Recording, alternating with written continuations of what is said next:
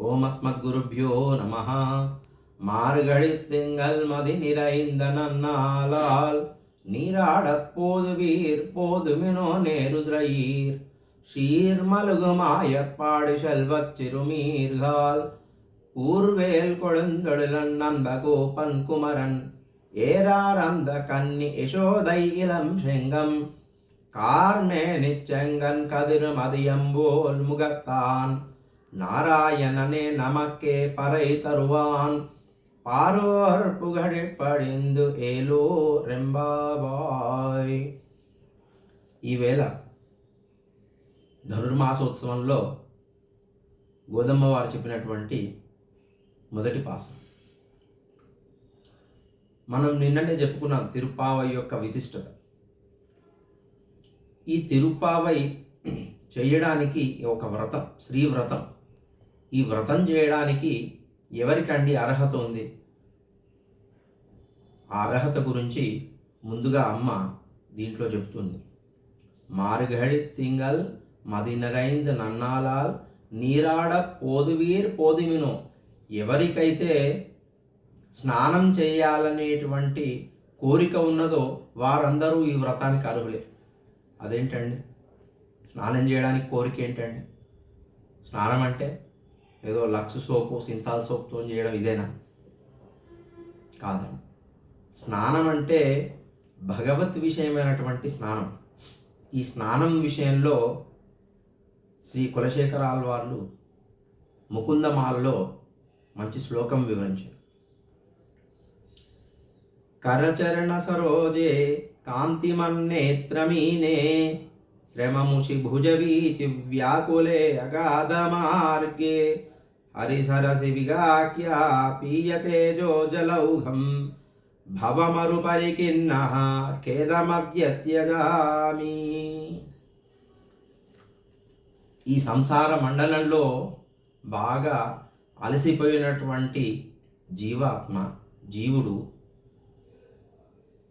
బాగా వేడితోనే అలసిపోయినటువంటి జీవుడు మంచి సరస్సులోకి వెళ్ళి, చల్లటి సరస్సులోకి వెళ్ళి స్నానం చేస్తే వాడికి ఎంత హాయిగా ఉంటుంది. ఆ అనుభవాన్ని కులశేఖరులు చెప్తున్నారు.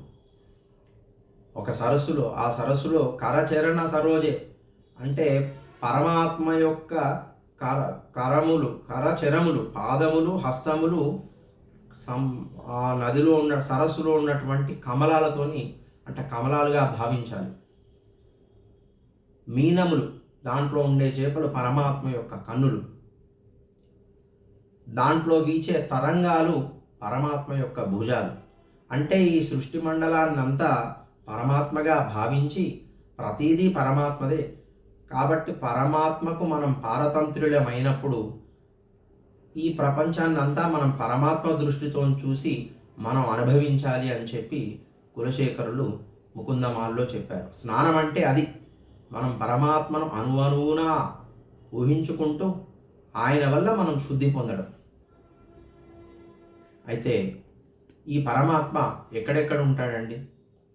అమ్మవారు పర వ్యూహ విభవ అంతర్యామి అర్చావతారంలో పరమాత్మ వేంచేసి ఉంటాడు. పర అంటే నిత్యసూరులు వేంచేసినటువంటి వైకుంఠంలో పరమాత్మ. వ్యూహం అంటే పార్కడల్, పాల సముద్రంలో శేషాయిపోయి ఉన్నటువంటి వ్యూహనారాయణమూర్తి. ఆయననే అనిరుద్ధ, సంకర్షణ, వాసుదేవ, ప్రద్యుమ్న రూపాల్లో వ్యూహమూర్తిగా ఉంటాడు. విభవ అవతారాలంటే రామకృష్ణ వామన అవతారాలు లాంటి విభవ అవతారాలు భూమండలం మీద వచ్చి ఈ మన జీవాత్మలను ఉద్ధరించడానికి పరమాత్మ భూమి మీద తిరిగి ఆడేటువంటి అవతారాలు విభవ అవతారాలు. దాన్ని విభవ స్వరూపం. అంతర్యామి, ప్రతి మనిషిలో జీవాత్మలో అంతర్యామిగా పరమాత్మ ఉంటాడు. అది అంతర్యామి. కానీ అందరూ చూడలేరు కదా. మరి మనలో ఉన్న అంతర్యామి కనబడాలంటే, మన ముఖం మనకు కనపడాలంటే ఎట్లా అండి? ఒక అద్దం ముందట నిల్చుంటే మన ముఖం మనకు కనబడుతుంది. ఈ అంతర్యామిగా ఉన్నటువంటి పరమాత్మ మనకు గోచరం కావాలంటే అర్చారూపవతారంలో మన ఆలయాల్లో వెలిసిన స్వామి మనం వెళ్ళి దర్శనం చేసుకుంటే, అదిగో అర్చావతారంలో చూడు శ్రీ వెంకటేశ్వర స్వామి బయట ఎలా ఉన్నాడో అంతర్యామిగా ఎలా ఉన్నాడు మనం అద్దంలో చూసి ప్రేరణ పొందినట్టు ఆ ప్రేరణ కోసం అర్చావతారంలో స్వామి వేంచేసి ఉన్నాడు. ఈ విధంగా 5 రూపాల్లో పరమాత్మను అమ్మవారు ధ్యానించింది. దీంట్లో మొదటి పాశ్రంలో పరత్వాన్ని, నారాయణుని యొక్క పరత్వాన్ని, పరరూపాన్ని అమ్మ దీంట్లో ఆరాధించింది. దీనికి కోరిక చెప్పుకున్నాం. భగవంతుని యొక్క భగవత్ విషయములలో స్నానం చేయాలనేటువంటి కోరిక. అంటే భగవంతునికి అభిముఖమై ఆయనలో ప్రవర్తించే కోరిక ఎవరికైతే ఉందో వాళ్ళు దీనికి అర్హత. ఇది ఇతరమైనటువంటి లౌకిక కోరికలు కాదండి. ఇదంతా పరమాత్మదే, నేను పరమాత్మకు చెందిన వాడను, పరమాత్మ ఏదైతే ఉందో ఆ సొత్తు నాదే అనేటువంటి భావన ఉన్న వాళ్ళందరూ దీంట్లోకి రావచ్చండి. దీంట్లో కుల, మత, జాతి, వయసుతోని సంబంధం లేదు. ఆ రకంగా వ్రత నియమం అమ్మ ముందుగా చెప్పి ఎటువంటిదండి, చాలా నిండు చంద్రుడు ఉన్నటువంటి, అంటే నిండు చంద్రుడు ఉన్నటువంటి కాలం పొద్దున్నే. అంటే ఉద్దేశం ఏంటంటే ఉదయమే అంటే సాత్విక గుణం. మరి నిండు చంద్రుడు అంటే పరమాత్మ యొక్క విశేషమైనటువంటి అనుగ్రహం మన మీద ఉండేటువంటి కాలం. ఆ కాలం ఎప్పుడైతే వీరు భగవద్ విషయాల్లో మునుగాలైనటువంటి కోరిక కలిగిందో, చీరమలుగా మాయప్పాడి చెల్వచ్చిరు మీరుగాల్, ఎప్పుడైతే వీళ్ళు అనుకున్నారో అంతకుముందుకు ఇది వ్రేపల్లలో అమ్మ ఇదంతా గోపికలు వ్రేపల్లలో చేస్తున్నదన్న భావనలో చేస్తుంది. ఎప్పుడైతే గొల్లకు అంతకుముందుకు ఆ వ్రేపల్లలో అంత సంపాదన లేదు, పరమాత్మ వచ్చిన తర్వాతనే సంపాదన వృద్ధి చెందింది. ఎందుకంటే వాళ్ళు పరమాత్మను మాత్రమే ఆశ్రయించింది. ఎప్పుడైతే పరమాత్మను ఆశ్రయించిందో వీళ్ళందరికీ చెల్వచ్చిరు మీరుగాల్, ఆ వ్రజమంతా చాలా ఐశ్వర్యంతో నిండిపోయింది. దాంట్లో పడుచులందరికీ ఆభరణాలు. ఎటువంటి ఆభరణాలండి? వాళ్ళు ధరించేటువంటి ఆభరణాలు వాళ్ళ కోసం కాదండి, పరమాత్మకు. ఈ ఆభరణాలు నాలో ఉన్న పరమాత్మ కోసం మేము వేసుకుంటున్నామన్న జ్ఞానంతో వేసుకున్న వాళ్ళకే ఈ ఆభరణాల గురించి చెప్పారండి. చీరుమలుగా మాయప్పాడి చెల్వచ్చిరు మీరుగారు. ఇవన్నీ సరే భగవద్విషయం మీద వాళ్ళు అభిముఖ్యం అయ్యారు. అయిన తర్వాత పరమాత్మ యొక్క నిండు చంద్రుని లాంటి వెన్నెల అనుగ్రహం వీరు పొంది ఇప్పుడు వీరు పరమాత్మను, పరత్వంలో ఉన్న నారాయణుని వీళ్ళు ఆరాధించాలంటే ముందుగా ఊర్వేల్ కొడుందొడులన్ నందగోపన్ కుమరన్, ముందుగా నందగోపుని ఆశ్రయించారు. తర్వాత యశోదై ఇలం సింగం, యశోద తల్లి యశోదను మనం ఆశ్రయించాలి. అంటే దీంట్లో ఒక రహస్యం ఉందండి. నందగోపన్ యశోద, నందగోపన్ తండ్రి, యశోద తల్లి. మాతాహ మంత్రం, పితాహ గురు. అంటే ముందుగా గురువు గారిని ఆశ్రయించాలి. నందగోపన్ కుమరన్. ఆ నందగోపుడు ఎలా ఉన్నాడండి? కూరువేల్ కొడుందొడినన్, అంటే ఒక వేలాయుధాన్ని ధరించి ఉన్నాడు. ఎందుకంటే పరమాత్మ మీదకి ఎవరు హాని తలపట్టడానికి వస్తారో వాళ్ళని దండించడానికి కోసమని పరమాత్మకు మంగళాశాసనం చేస్తూ, ఆచార్యులు కదా, అమ్మో పరమాత్మకు ఎక్కడ ఏం హాని కలుగుతుందో అని మంగళాశాసనం చేసుకుంటూ ఆచార్యులు ఉన్నారు. ముందు ఆ ఆచార్యులు మనకు ఏమని గ్రహిస్తారండి? ఒక మంత్రం, అదే యశోద. యశోదై ఇలం సింగం. ఆ మంత్రాన్ని మనం స్వీకరించిన తర్వాత అప్పుడు ఏం చేయాలండి? కార్మేనిత్యంగన్ కదిరి మదియంబోల్ ముహత్తాన్, పరమాత్మను మనం ఆశ్రయించాలి. ఆ పరమాత్మ ఎట్లా ఉన్నాడండి? కారు మేఘాలు అంటే నల్లటి మేఘాలు. నల్లటి మేఘాల యొక్క ఉద్దేశం ఏంటండి?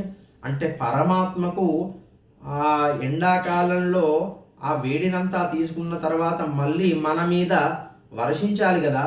అంటే మన మీద అనుగ్రహం, ఈ జీవాత్మలను నేను ఉద్ధరించాలి అని చెప్పేటటువంటి అటువంటి వాత్సల్యంతో నిండుకుండ నల్లగా ఉందంటే మేఘాలు వర్షించడానికి, సమృద్ధిగా వర్షించడానికి సిద్ధంగా ఉంది. అటువంటి నల్లటి మేఘం రూపంలో, అంటే పరమాత్మకు మనం చేరే ముందే ఆయన విపరీతమైన వాత్సల్యం అనుగ్రహంతో మనల్ని అనుగ్రహించడానికి ఆయన సిద్ధంగా ఉన్నాడు అప్పటికే.